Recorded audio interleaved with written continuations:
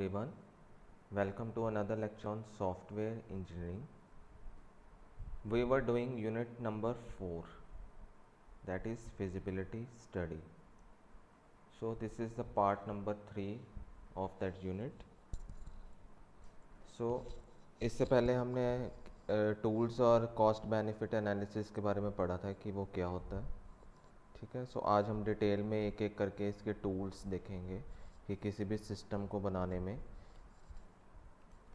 जो उसकी कॉस्ट आती है और जो उसका बेनिफिट मिलता है वो हम कैसे कैलकुलेट कर सकते हैं.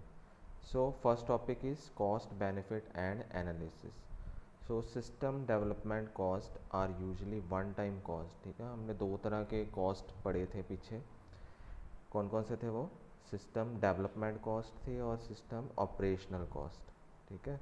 सो जो डेवलपमेंट कॉस्ट होता है वो क्या है? जब सिस्टम को हम डेवलप करते हैं डिफरेंट डिफरेंट स्टेजेस में, तो उसमें जो खर्चा आता है वो क्या होता है? उसका डेवलपमेंट कॉस्ट. ठीक है. जैसे हमने सैलरीज देनी है किसी भी पर्सनल एम्प्लॉयज़ को. ठीक है ना. और कोई हार्डवेयर ख़रीदना है. ठीक है. कोई नेटवर्किंग टेक्नोलॉजी ख़रीदनी है. सो वो सारा किसके अंडर आता है? डेवलपमेंट कॉस्ट के अंदर. उसके बाद ऑपरेशनल कॉस्ट पढ़े थे हमने.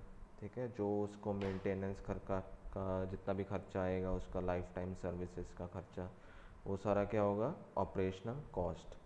सो system development cost are usually one time cost. ठीक है. जो डेवलपमेंट कॉस्ट होता है वो ज़्यादातर एक बार ही देना पड़ता है. उसके बाद जब सिस्टम इंस्टॉल हो जाता है तब उसकी ज़रूरत नहीं पड़ती. ठीक है. After the project has been completed. जब प्रोजेक्ट जो कंप्लीट हो जाता है उस टाइम पे फिर उसकी डेवलपमेंट कॉस्ट नहीं लगती. ठीक है. फिर उसके बाद ऑपरेशनल कॉस्ट उसकी स्टार्ट हो जाती है.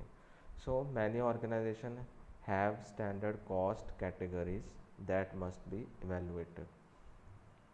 ठीक है. अब डिफरेंट डिफरेंट कैटेगरीज हो सकती हैं किस किस चीज़ का खर्चा ऑर्गेनाइजेशन में आता है. ठीक है. सो वो सारी इवेलुएट करनी पड़ती हैं किसी भी ऑर्गेनाइजेशन को कोई भी नया सिस्टम बनाने से पहले. Clear. So in the absence of such categories the following list should be of help.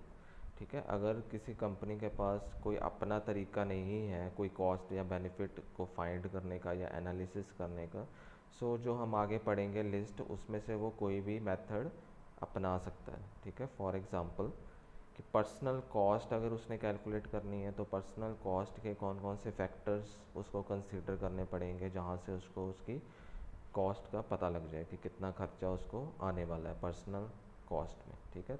और जो पर्सनल कॉस्ट है किसके अंडर आती है? डेवलपमेंट कॉस्ट के अंदर.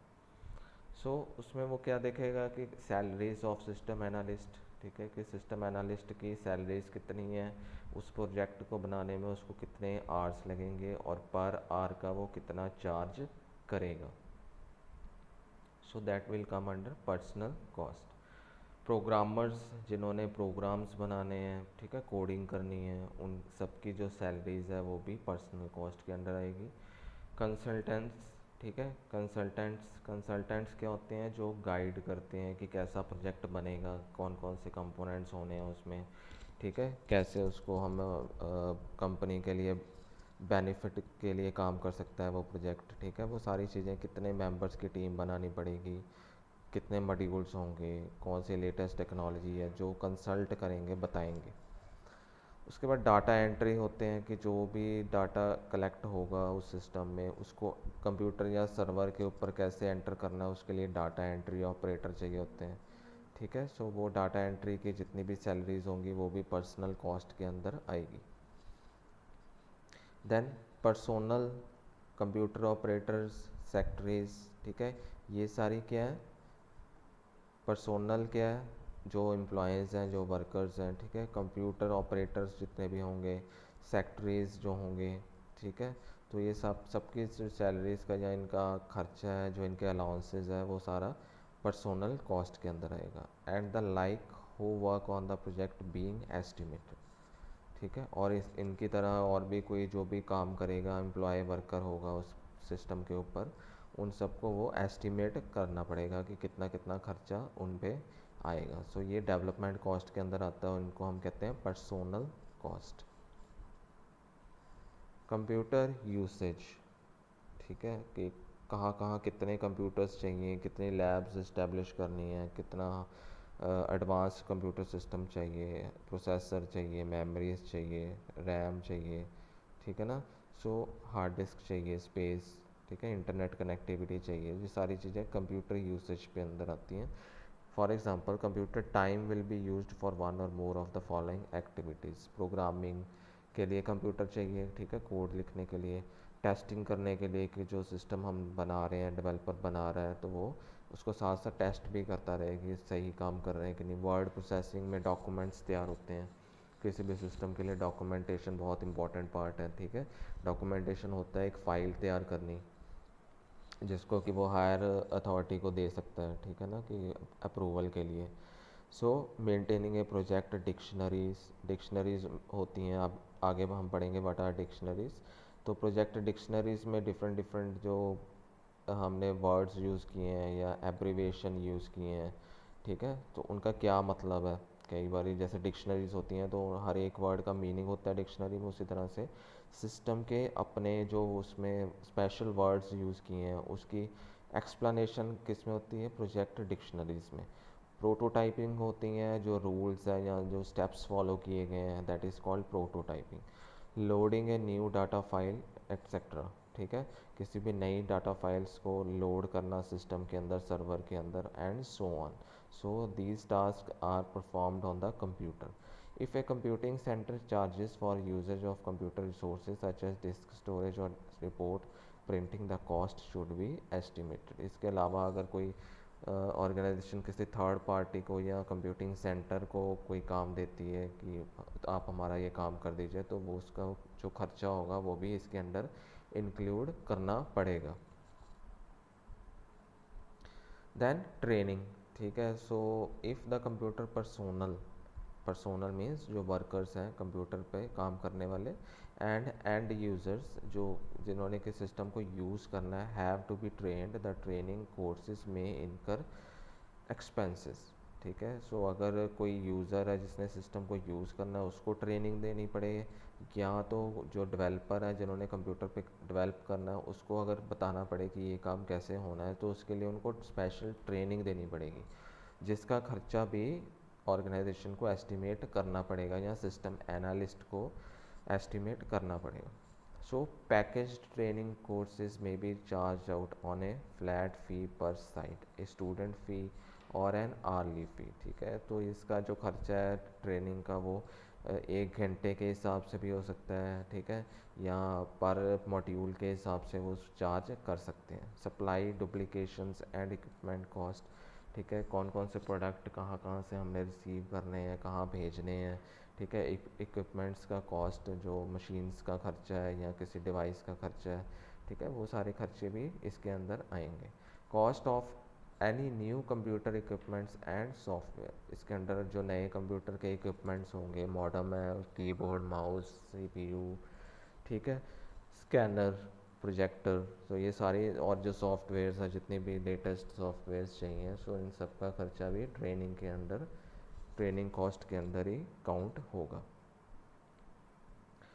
Almost nobody forget system development budget when itemising cost, ठीक है। कोई भी कंपनी जो है डेवलपमेंट के कॉस्ट या उसको एस्टिमेट किए बिना कोई भी प्रोजेक्ट या सिस्टम नहीं बना सकती, ठीक है। हर एक सिस्टम को उसको एस्टिमेट करना पड़ेगा, हर एक कंपोनेंट का।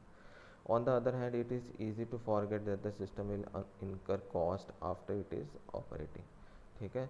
इसके उलट जो है कि हम ऑपरेशनल कॉस्ट को हम इग्नोर कर सकते हैं, ठीक है, कि वो बाद में देखेंगे कि कैसे उसका मेंटेनेंस होगी, कितनी सर्विस होगी, उसको इग्नोर कर सकते हैं, पर हम डेवलपमेंट कॉस्ट के बजट को इग्नोर नहीं कर सकते।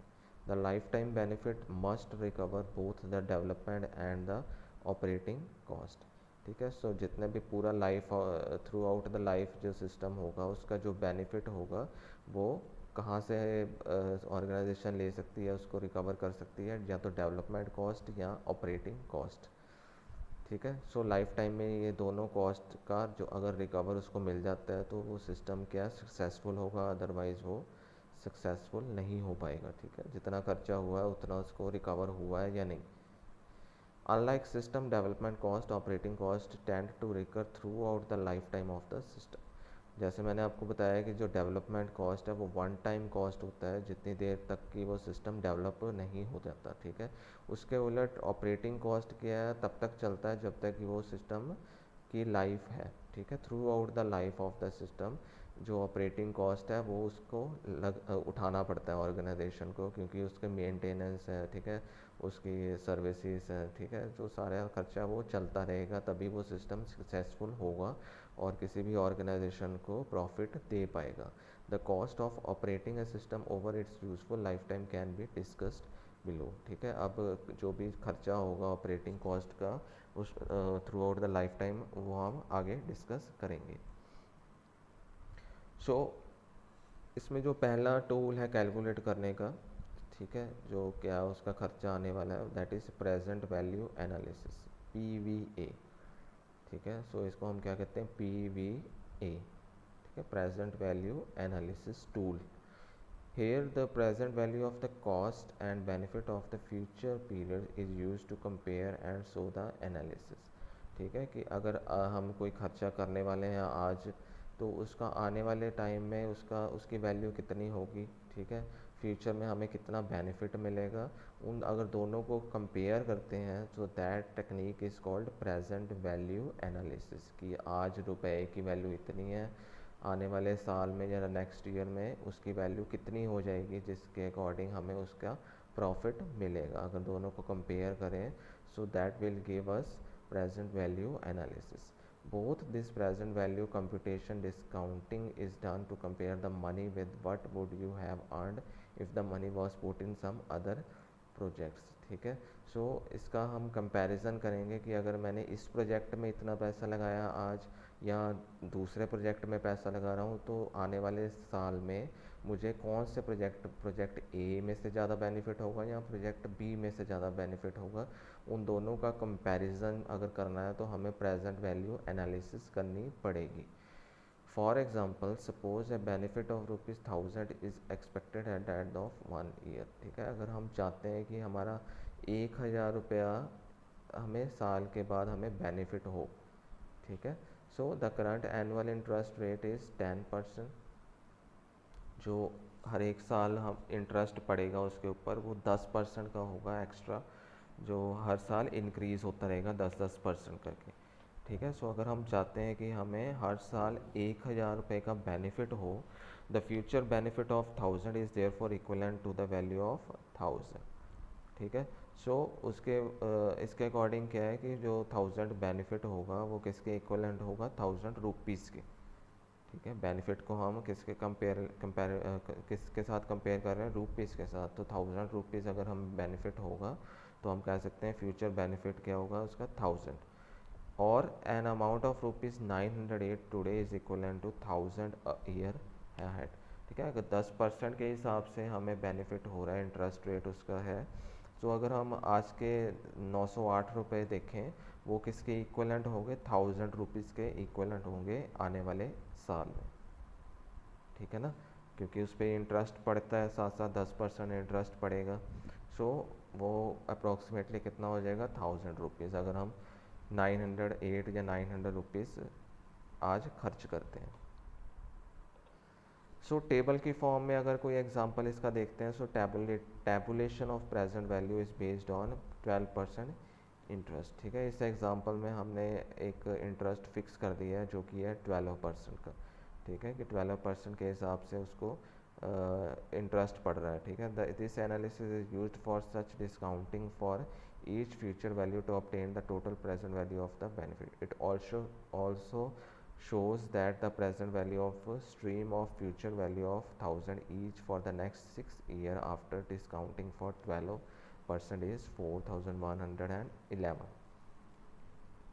ठीक है। सो इसमें हमने 6 ईयर्स का कैलकुलेट किया है प्रेजेंट वैल्यू, ठीक है। उसके अकॉर्डिंग पहला साल, दूसरा एंड सो ऑन, 6 जो लास्ट ईयर है 6 ईयर है। फ्यूचर वैल्यू हम कितनी चाहते हैं, 1000 रुपीज़, हर साल की हमें 1000 रुपये का बेनिफिट हो, ठीक है। और 12% के हिसाब से हमने 0.12 का ये डिस्काउंट रेट का जो फार्मूला है, ठीक है, दैट इज़ डिस्काउंट रेट कैसे कैलकुलेट कर सकते हैं, 1 डिवाइड बाय 1 प्लस 12%। 12% को हम कैसे लिख सकते हैं, 12/100 या 1.12, ठीक है। और रेज़ टू पावर n का मतलब कितने साल के लिए, सो इसमें हर बार 1111 आएगा, सो n की वैल्यू 1 हो जाएगी, ठीक है। प्रेजेंट वैल्यू फिर कितनी बन गई उसकी, 892, ठीक है। इस फॉर्मूले के अकॉर्डिंग कितनी वैल्यू बनेगी उसकी, 892, ठीक है। एंड जो कम्युलेटिव है पहले साल में हमें 892 का जो है बेनिफिट हुआ है, ठीक है। मतलब अगर आज हम 892 रुपीज़ खर्च करेंगे, सो फ्यूचर में उसकी वैल्यू कितनी होगी, 1000, ओके। सो नेक्स्ट ईयर में वो ऐड हो जाएगा, ठीक है। नेक्स्ट ईयर में क्या करेंगे हम, बाकी चीज़ सेम है, यहाँ तक सेम है, प्रेजेंट वैल्यू उसकी डिफरेंट हो जाएगी, क्योंकि यहाँ पे क्या है, एन की वैल्यू क्या हो जाएगी, 2, ठीक है। एन की वैल्यू जब 2 होगी तो उसकी डिस्काउंट रेट 0.7971 ये अप्रॉक्सीमेटली आएगा। इसको अगर हम प्रेजेंट वैल्यू में कन्वर्ट करें, परसेंटेज में कन्वर्ट करें, तो 797 रुपीज़, ठीक है। और 892 प्लस 797 कितना बन जाएगा, 1690। तो ये ऐड होती रही हैं, 892 में हमने 797 ऐड किया, 1690 हो गया, इसमें 711 ऐड किया, 2401 हो जाएगा, ठीक है। सो अगर हम 4111 रुपीज़ खर्च करते हैं या इन्वेस्ट करते हैं, तो उस पर हमें 6000 टोटल क्या बन जाएगा, 6000, क्योंकि वो 6 ईयर्स का है। सो 6000 हमें उसमें रिटर्न मिलेगा या उसकी प्रेजेंट वैल्यू होगी, ठीक है। तो 4111 रुपये की कितने, 6000 रुपये इक्वलेंट होंगे, ठीक है ना, समझ आ गया आप सबको। सो उसके बाद है नेक्स्ट है नेट प्रेजेंट वैल्यू, NPV, ठीक है। So the present value analysis, ठीक है, PVA जो था, when carried out for a net benefit. अगर हम पिछला जो हमने एग्जांपल किया है ये वाला net present analysis, present value analysis को अगर हम इसकी नेट बेनिफिट निकालते हैं तो उसको हम क्या कहते हैं, प्रेजेंट वैल्यू, ठीक है। और NPV, नेट प्रेजेंट वैल्यू, ठीक है। So the time value of money is used for both cost and benefit, ठीक है। टाइम वैल्यू ऑफ मनी का क्या मतलब है कि आज 1 रुपीज़ की वैल्यू, 1 रुपये की वैल्यू इतनी है, कल आने वाले टाइम में एस्टिमेट लगाना है कि उसकी वैल्यू कितनी हो जाएगी, ठीक है। फॉर एग्जांपल आज का 100 रुपया आने वाले टाइम के किसके बराबर होगा, 120, ठीक है। कि जो आज की वैल्यू है और आने वाले की 90, सॉरी, जो नेक्स्ट कमिंग ईयर है उसकी वैल्यू कितनी हो जाएगी, 90, ठीक है। वैल्यू कम होती रहेगी रुपीज़ की, ठीक है।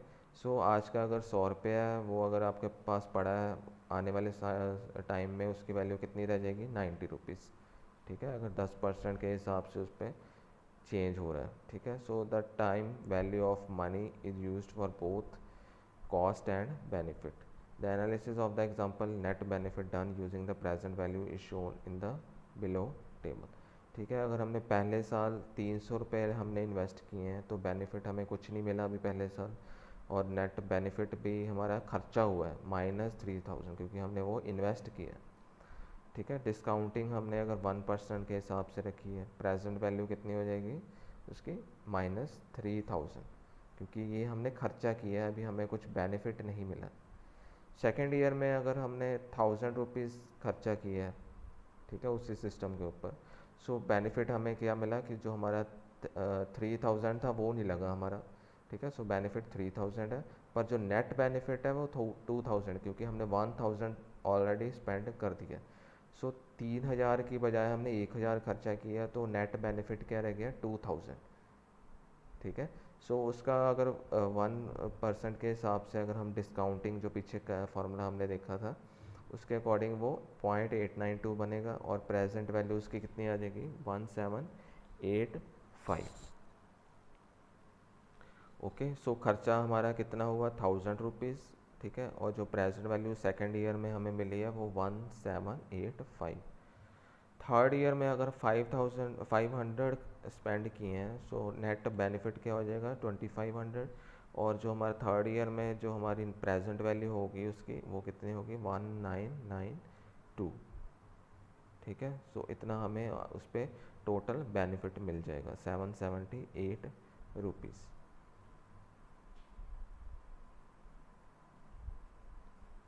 देन इज़ पे बैक एनालिसिस। ठीक है, पे बैक एनालिसिस में क्या करते हैं कि जो भी खर्चा हमने किया है किसी भी ऑर्गेनाइजेशन ने सिस्टम के ऊपर, उसका पैसा जो है कब आना शुरू होगा, जितना हमारा कॉस्ट हुआ है, तो वो पैसा सारा वापस कब तक आएगा, उसको एनालिसिस करने के लिए पे बैक एनालिसिस होती है। When any project is started, many of the costs are incurred in the beginning, while the benefits take time to start getting realized. ठीक है, सो पहले हम कोई भी बिजनेस स्टार्ट करते हैं, कोई सिस्टम स्टार्ट करते हैं, तो उसका पहले दिन से बेनिफिट नहीं मिलता, उसको आने में कुछ टाइम लगता है। पहले कुछ खर्चा होगा 1 साल, उसके बाद ही उसका बेनिफिट आना शुरू होगा। Pay back analysis is to determine when the accumulated benefit equal to initial investment. जितना हमारा स्टार्टिंग में इन्वेस्टमेंट हुआ है या खर्चा हुआ है, अगर उतनी अमाउंट हमारी कब वापस आती है, that is in the form of पे बैक। सो पे बैक कैलकुलेट करने के बाद हमें पता लग जाता है कि अब हमारा जितना इन्वेस्टमेंट का पैसा खर्च हुआ था वो हमारा वापस आना शुरू हो गया। दिस पीरियड इज़ कॉल्ड पे back period. The shorter the period the faster the profit of the new system. ठीक है, जितना कम पीरियड होगा ये पे बैक का, उसका मतलब क्या है कि उतना प्रॉफिट हमें जल्दी आना शुरू हो गया उस सिस्टम को इम्प्लीमेंट करने के बाद। ठीक है, सो इसमें भी हम प्रेजेंट वैल्यू या टाइम वैल्यू ऑफ मनी को चेक करते हैं। ठीक है, this analysis may be done with or without taking an into account the time value of money. ठीक है, टाइम वैल्यू ऑफ मनी के साथ भी इसको कैलकुलेट कर सकते हैं और उसके बिना भी कैलकुलेट कर सकते हैं। ठीक है, सो नेक्स्ट इस टेबल की हेल्प से हम देखते हैं कि पे बैक एनालिसिस क्या होता है। जैसे इनिशियल कॉस्ट 5000 है, ऑपरेटिंग कॉस्ट उसकी कुछ नहीं है उस टाइम पे। सो टोटल कॉस्ट कितनी पड़ी 5000। जो ग्रैंड टोटल जो कमुलेटिव है वो भी 5000 होगा, बेनिफिट हमें ज़ीरो है, कमुलेटिव बेनिफिट भी ज़ीरो होगा। तो सेकेंड ईयर में अगर हमने इनिशियल कॉस्ट हमें कुछ नहीं देनी पड़ी, क्योंकि इनिशियल कॉस्ट क्या है, एक टाइम ही देनी पड़ती है 5000, उसके बाद हमें इनिशियल कॉस्ट नहीं लगेगी। उसके बाद सीधा हमारा ऑपरेशनल कॉस्ट ही देनी पड़ेगी। फॉर एग्जांपल 500 हमने खर्च किया है, सो कॉस्ट कितनी होगी हमारी 500। कमुलेटिव कॉस्ट कितनी होगी 5000 प्लस जो सेकेंड ईयर का 500 है 5500। सो बेनिफिट हमारा कितना हो गया, अगर 2000 बेनिफिट आ रहा है तो टोटल बेनिफिट क्या है 2000। ओके, सो थर्ड ईयर में अगर हमने फिर 5000 खर्च किया है, ठीक है, कमुलेटिव कॉस्ट हो गया 6000। सो बेनिफिट क्या है हमारा 2000, और कमुलेटिव बेनिफिट जो हमारा 2000 प्लस 2000 कितना हो गया 4000। उसी तरह 4000 प्लस 2000 6000, 6000 प्लस 2000 8000, 8000 प्लस 2000 10000। ठीक है, सो 6 ईयर में हमें टोटल जो बेनिफिट या होगा वो कितना होगा 10000 का, अगर हमने इनिशियल कॉस्ट कितनी की है 5000 की। ठीक है, so this is pay back analysis. Then is break even analysis. ठीक है, break even analysis compare the cost of the current system to the new system. ठीक है, इसमें कंपेयर होता है कि कौन से दो सिस्टम का, जो करंट सिस्टम है जो चल रहा है पुराना सिस्टम है, और जो नया सिस्टम है। A new system has a larger investment in the beginning, over time benefit starts coming in. ठीक है, जो नया सिस्टम अगर हम बनाते हैं तो उसमें इनिशियली जो खर्चा होगा वो ज़्यादा होगा, पर उसके बाद क्या है उसका बेनिफिट स्टार्ट होना शुरू हो जाएगा। On the other hand the current system का जो पहला खर्चा है वो कम होगा, उसके बाद उसका ऑपरेशनल कॉस्ट क्या है वो ज़्यादा होना शुरू हो जाएगा, क्योंकि उसके सर्विस का कॉस्ट बढ़ जाएगा। The cost per transaction will be lower than the old system beyond some value. ठीक है, जो पुराना सिस्टम है अगर उसमें ट्रांजैक्शन की जो लिमिट है, अगर वो सिस्टम 10 ट्रांजैक्शन एक दिन में कर पाता है, तो अगर वो उसके अंडर 10 से छोटा है, लेस देन 10 है, तभी उसका वो जो प्रॉफिट होगा वो दे पाएगा, अदरवाइज़ वो क्या सिस्टम फेल हो जाएगा। सो अगर this is called the break even point. ठीक है, मतलब कितनी ट्रांजैक्शन वो एक दिन में ले सकता है ताकि वो उस सिस्टम एफिशिएंटली वो वर्क कर पाए। ठीक है, that point is called break even point. Below this volume of old is less costly, while the above this volume the new system is less costly। सो अगर कोई पुराना सिस्टम है उसमें ट्रांजैक्शन अगर ब्रेक इवन पॉइंट से कम हो रही हैं डेली, तो उसका प्रॉफिट ज़्यादा होगा। और अगर नए सिस्टम अगर हमने बनाया है तो उसमें ज़्यादा ट्रांजैक्शन आ रही है ब्रेक इवन से, तो उसका जो सिस कॉस्ट है वो कम आएगा। ठीक है, सो दोनों में ओपोजिट है। ठीक है, लेस अगर ट्रांजैक्शन है तो उसमें पुराना सिस्टम सक्सेसफुल होगा, अगर ज़्यादा ट्रांजैक्शन है क्योंकि उसमें खर्चा ज़्यादा आया है तो उसका कम कॉस्ट होगा। ठीक है, नए सिस्टम का। फॉर एग्ज़ाम्पल अगर ये वाली लाइन जो है वो नए सिस्टम की है, ठीक है, ये ज़ीरो से स्टार्ट हो रही है, ये पुराने सिस्टम की है।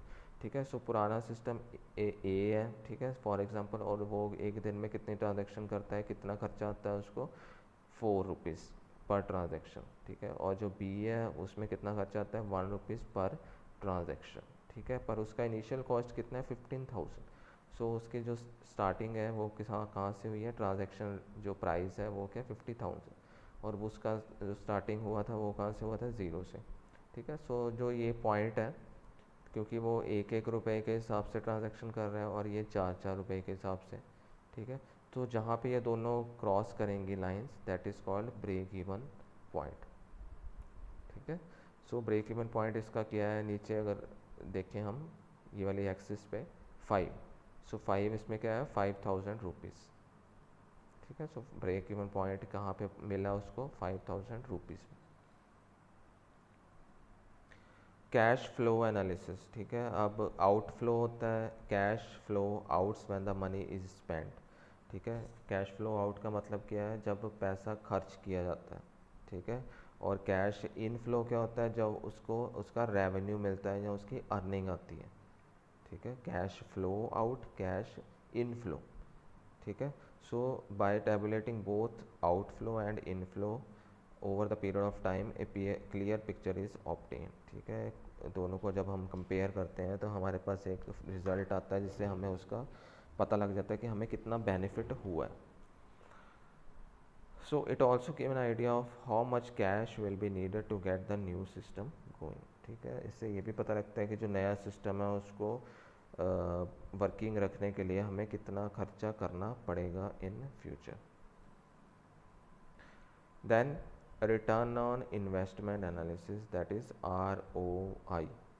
ठीक है, return on investment is a performance measure use to evaluate the efficiency of investment or compare the efficiency of a number of different investment. ठीक है, rate of return on investment का मतलब हमने इतना पैसा खर्च किया है और उस पर इतना रिटर्न या रेवेन्यू या अर्निंग्स हमें हुई है। ठीक है, दोनों को कंपेयर करके हम उसका ROI निकाल सकते हैं। ROI tries to directly measure the amount of return on a particular investment relative to the investment cost। ठीक है, इन्वेस्टमेंट कॉस्ट जितनी की है और कितना रिटर्न हमें उसमें मिला है, उसको उसका जो डिफरेंस है उसको हम कहते हैं return on investment. To calculate ROI, the benefit or return of investment is divided by the cost of investment. ठीक है, सो इसका फार्मूला क्या है, जो जितना इन्वेस्टमेंट हमें बेनिफिट में मिला है, जितना रिटर्न हमें बेनिफिट के फॉर्म में मिला है, डिवाइड बाय जितना खर्चा उसका हुआ है। So the result is expressed as a percentage और ए रेशो। ठीक है, जो इसका आउटपुट आता है वो एक परसेंटेज की फॉर्म में आता है या रेशो की फॉर्म में आता है। So how to calculate ROI, the return on investment formula is as follow. ठीक है, ROI का फार्मूला क्या है, current value of investment minus cost of investment. ठीक है, कि उस साल में करंट वैल्यू हमने पीछे पढ़ा कि करंट वैल्यू क्या है, उस रुपीज़ की उस टाइम पे कितनी वैल्यू है। ठीक है, माइनस कॉस्ट ऑफ इन्वेस्टमेंट और माइनस क्या कर देना, उसमें कितना खर्चा किया है। फॉर एग्जांपल 1,000 रुपीज़ अगर हम लगाते हैं, आज की वैल्यू है, इन्वेस्टमेंट है, सो माइनस कितना उसमें हमने खर्चा किया, 900 रुपीज़ का खर्चा किया है। ठीक है, सो डिवाइड बाय 900। ठीक है, सो जो उसका रेशो आएगा या उसकी परसेंटेज आएगी, 1000 माइनस 900 कितना रह गया, 100। 100 डिवाइड बाय 900, सो 1:9। ठीक है, 1:9 जो रेशो आया वो क्या आया हमारा, रेट ऑफ इन्वेस्टमेंट या रिटर्न ऑन इन्वेस्टमेंट। ठीक है, so current value of investment refers to the proceeds obtain from the sale of investment of interest. ठीक है, जो मैंने बताया करंट वैल्यू ऑफ इन्वेस्टमेंट कैसे हम कैलकुलेट कर सकते हैं, कि जो उसका फाइनल हमने उसको इन्वेस्टमेंट का जो इंटरेस्ट डाल के उसकी कितनी वैल्यू है, ठीक है। कॉस्ट तो एक पड़ती है, कॉस्ट के साथ हमने इंटरेस्ट को ऐड कर देना है, वो क्या बन जाएगा, करंट वैल्यू ऑफ इन्वेस्टमेंट, ठीक है, माइनस जो कॉस्ट है और डिवाइड बाय कॉस्ट, ठीक है। Because R Y is measure as percentage it can easily compared with return from other investment, ठीक है, क्योंकि परसेंटेज को एक परसेंटेज से दूसरे परसेंटेज को कंपेयर करना इजी होता है, तो हम इजीली पता कर सकते हैं कि इस सिस्टम में इन्वेस्ट करने से हमें इतना परसेंटेज बेनिफिट होगा या दूसरे सिस्टम में इन्वेस्ट करने से हमें इतना परसेंटेज प्रॉफिट होगा। So that was all about today's lecture, ठीक है। आप इसको अच्छी तरह से पढ़िए, सारे टूल्स, ठीक है, कॉस्ट बेनिफिट क्या होता है। So this is the last chapter for this unit number 4, ठीक है। Thank you so much.